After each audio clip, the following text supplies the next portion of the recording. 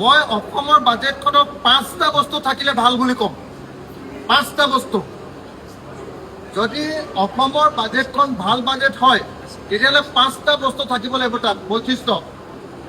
1 number, অসমৰ সকলো পথাৰত বছৰত সকলো সময়তে খেতি কৰিব পৰাকৈ, ৰাউণ্ড দ্য ইয়াৰ কাল্টিভেশ্যন কৰিব পৰাকৈ যদি তাত ব্যৱস্থা থাকে, যদি পথাৰৰ সকলোতে পানী দিম বুলি ব্যৱস্থা থাকে, পথাৰবিলাকত মেকানাইজ কৰাৰ মানে ট্ৰেক্টৰ দিয়াৰ ব্যৱস্থা গ্ৰহণ কৰা হয় প্ৰতিখন পথাৰৰ কাৰণে গাঁওবিলাকত, আৰু বছৰৰ সকলো সময়তে খেতি কৰাৰ যদি ব্যৱস্থা থাকে, আৰু সেই ব্যৱস্থা থকাৰ লগে লগে তাৰ লগে লগে সেই বস্তুবিলাক ৰাখিবৰ কাৰণে যদি ওচৰৰ পঞ্চায়তত যদি গুদাম বা কোল্ড ষ্টোৰেজৰ ব্যৱস্থা কৰে, তেতিয়াহ'লে মই ক'ম যে এইখন হ'ল নাম্বাৰ 1 বাজেট। 1।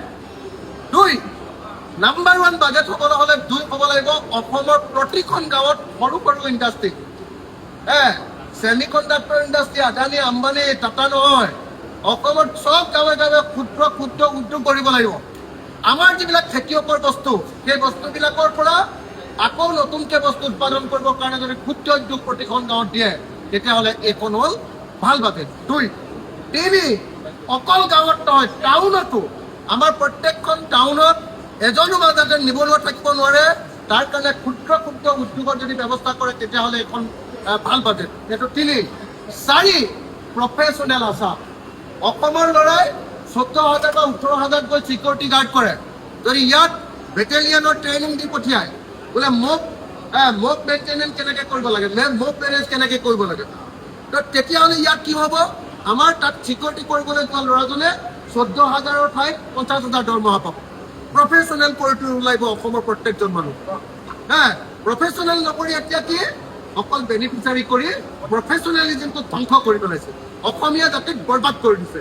তাৰ বিপৰীতে এখন প্ৰকৃত প্ৰফেশ্যনেল অসম যদি গঢ়াৰ ইয়াত ব্যৱস্থা থাকে, তেতিয়াহ'লে মই ভাল বাজেট বুলি ক'ম।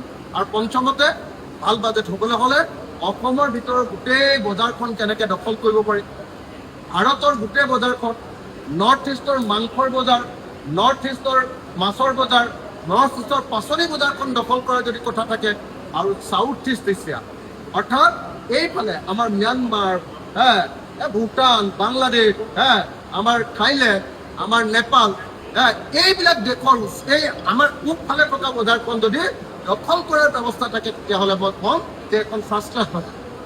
আৰু নহ'লে এনে যদি নিয়ম মাফি কিবা এখন দিয়ে, মই নিজে আজি এখন বাজেট বনাই লৈ আহিছোঁ।